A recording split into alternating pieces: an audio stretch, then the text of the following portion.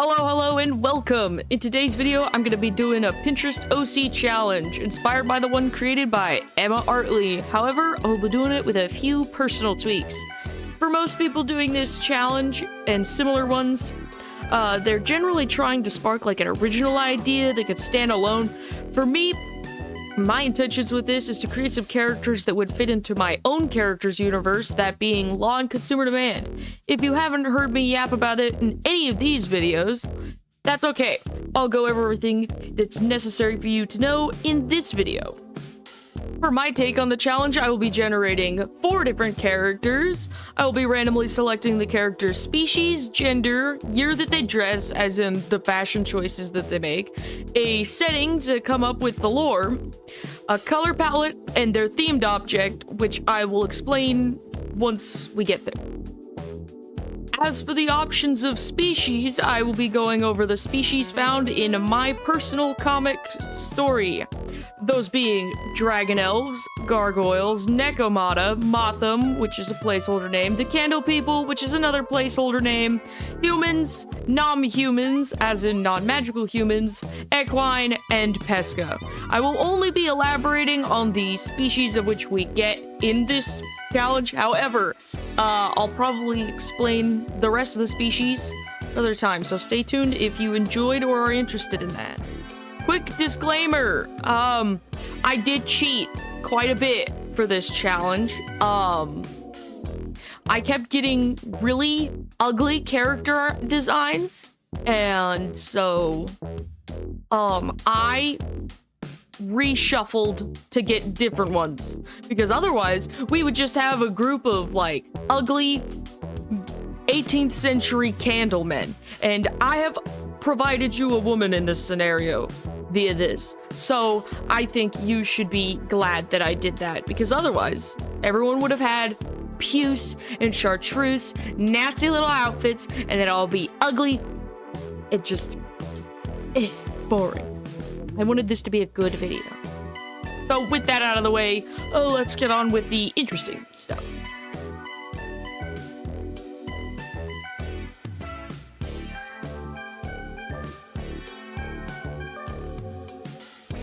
For our first character, I got the species Pesca. Pesca are a bunch of fish people who live in the underseas, another placeholder name. They are generally seen as lesser species due to their disfigured appearance, looking like fish. See, back in the day, Pesca used to be a bunch of hot mermaids, but after the Industrial Revolution, a high amount of sludge overcame the underseas, causing genetic deformities, and a new cancerous disease that I'll talk about another time. The Pesca, despite their lesser status, are one of the wealthiest species, having a complete monopoly on water and a special type of wax, which I will get into in a bit. For our time period, I got the year 1776. And for our gender, I got male. For our outfit, I got whatever this is. And for our setting, I got the late afternoon of a solar eclipse at a bustling shopping street with a nostalgic feel to the place. And for the color palette, I got this, which will be a big problem later on. Now, last up on our collection list is the character theme. For every species in my comic, I have a specific theme that each character's design will follow. For the theme, Pesca are various objects found in casinos. And our guy got a roulette table! And this is everything that will be visually impacting our guy here.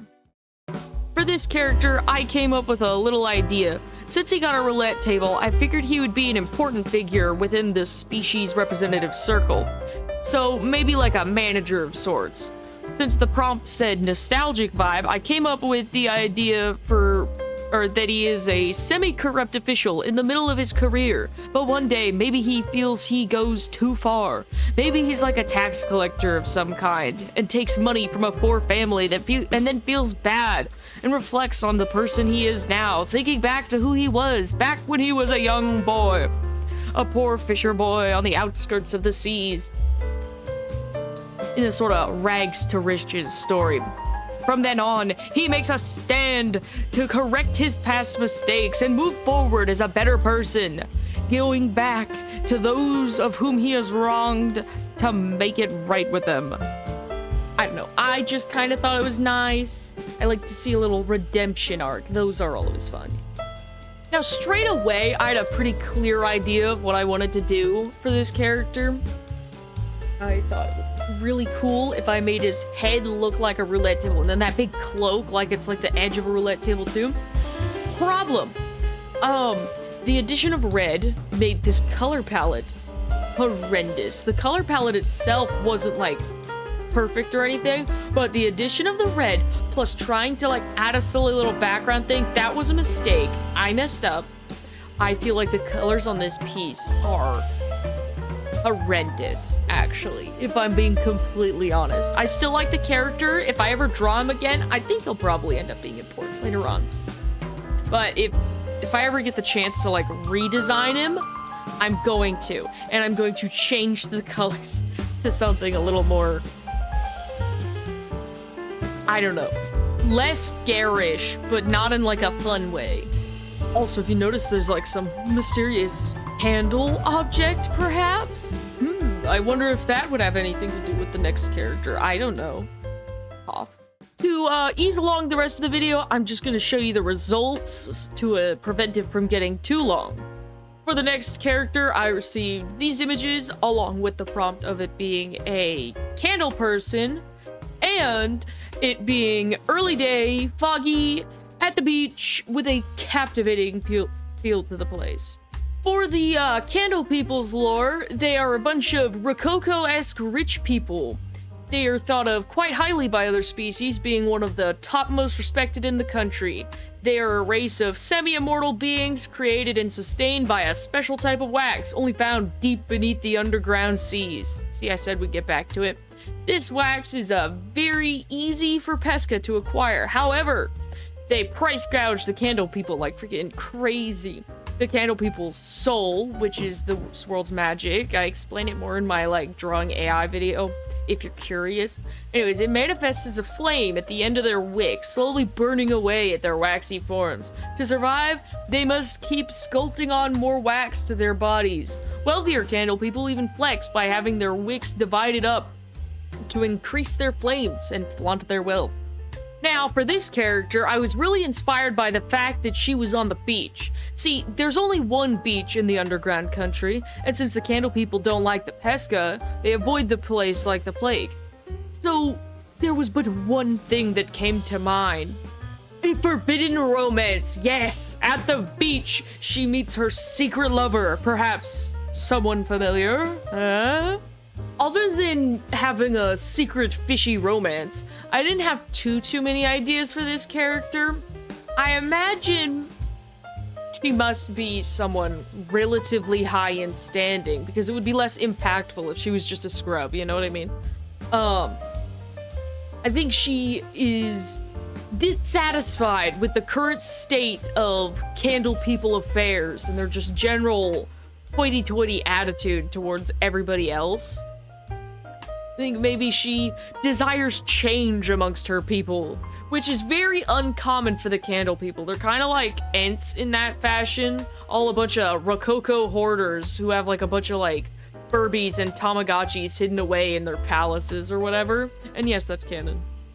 They tend to be anxious about the passing of time. Due to their like immortality, they feel the things they enjoy like slip away quicker. And so they try to hold on to them as much as they can. Also, if you're wondering, yes, I did just sit there for like 30 seconds on time-lapse. In reality, that was like an hour, making a custom brush so I didn't have to draw details around every little mirror thing, because as her object is a mirror.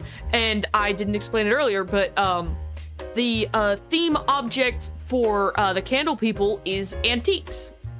Now, I'm not particularly happy with the coloring or rendering on any piece for this video. I did kind of run out of time, though I will say I am decently happier with hers than most of the other ones.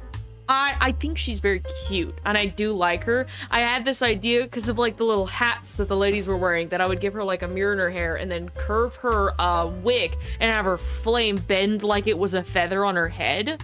I just thought that would be cool.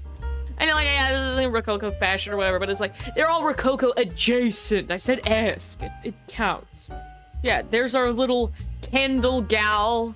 Not candle queen, but you know, she's a gal. I always struggle with their eyes because I'm still not quite sure how I want to stylize their eyes for specifically the candle people, but I also just struggle with eye rendering in general because I keep going back and forth on how I want to make my style of eyes. And when you're trying to make a comic, it's got to be consistent.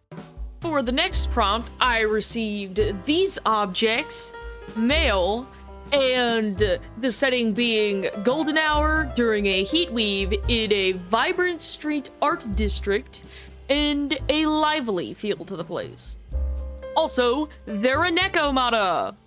Necroada are the creations of old mages, moderators of sorts, who are attempting to create catgirls via interconnecting tunnels in their mother's basements.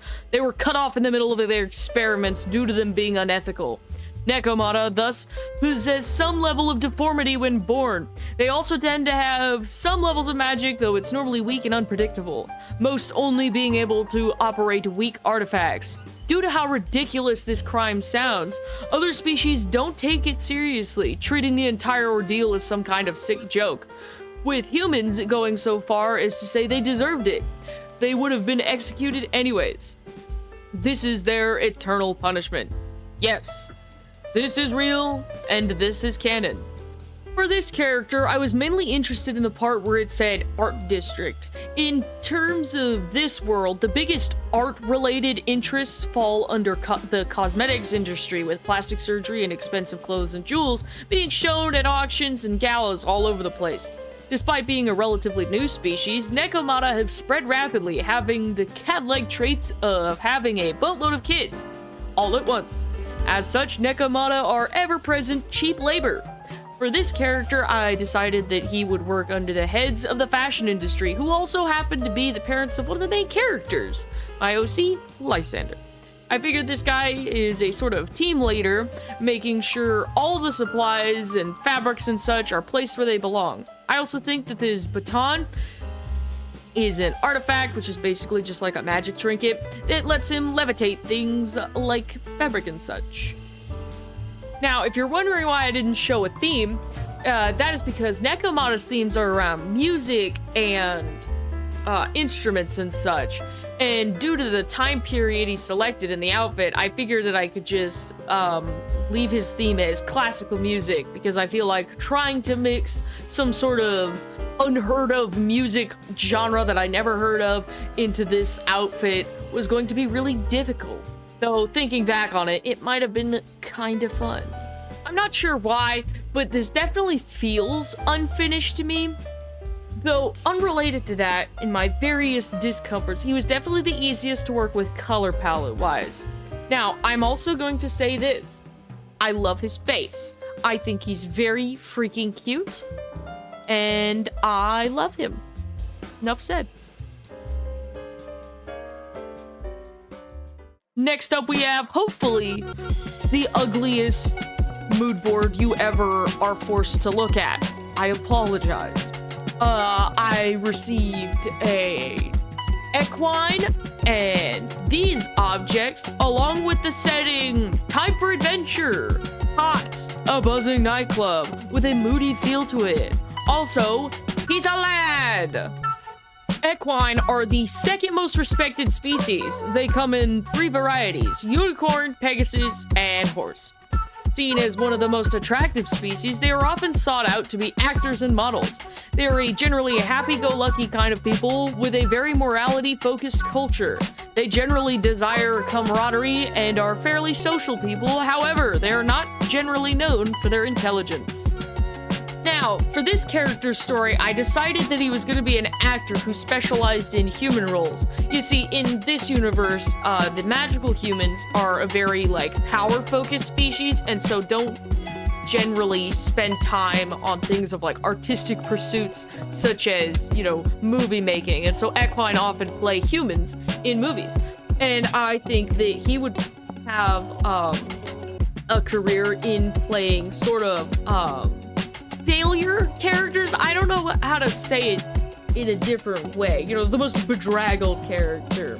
You know, often the hero who dies to wellness checks or something. A wellness check in this universe is very different than like a real life one. For the humans, it's a very, you know, like posh culture. You gotta be like up to standards, and if you're not, they'll call in a wellness check to see if you're living up to your potential, and if not, you'll be like drug out into the streets and whatnot, and, you know, murdered.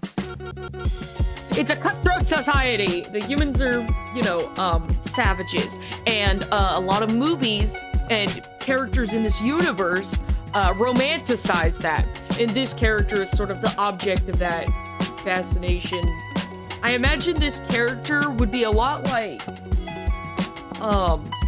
any sort of model in any kind of like subculture that includes mental health, just in the sense that I think fans, co-workers, and just employees in general would encourage him to adopt the actual behaviors that he's portraying in the movies, in just the sense of just like being generally mentally unwell, but in like a hot way, if I make sense. Like, it's obviously bad, but I mean, like, that's like a real thing in real life that people do.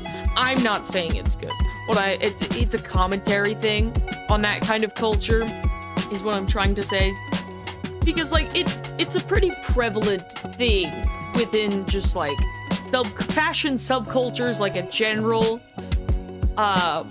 where they just like encourage each other and other people to just be mentally unwell for like the aesthetic. That's why like people on like TikTok or whatever like fake mental disorders. But this is more like you know, when people have mental disorders and then are encouraged to be worse because it's like attractive and quirky, but it's not, and that's a bad thing. Don't do that. And don't encourage people to be mentally unwell, because I don't know if you understand this, the word unwell means unwell. I feel like I keep seeing this more and more often, is just like the general romanticization of mental illness. It is just being like, it's tragically beautiful. Don't romanticize suffering in any fashion. Cool.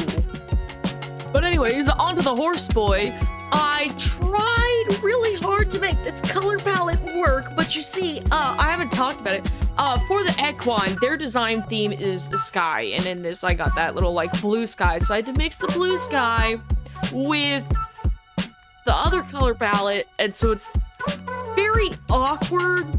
I think this is a very strangely colored image. It's giving very retro internet, and that wasn't on purpose. But I think it's cool, and it's gonna stay because it's too late to change it. Anyways, I figured that this outfit he's wearing is for like a role in his latest movie. I don't think he's generally wearing like a neck poof or whatever. I decided that this whole thing is him like symbolically, and whatever, he's like at a nightclub or whatever and symbolically escaping into his role. That's why it's all colorful and nice out there, but then he's like in the bathroom of the nightclub just having a bad time.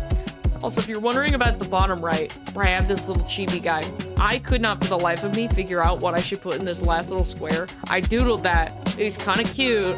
I let him around, and then it was like 4 o'clock in the afternoon, something like that. Didn't have time to change it, so I left it as is.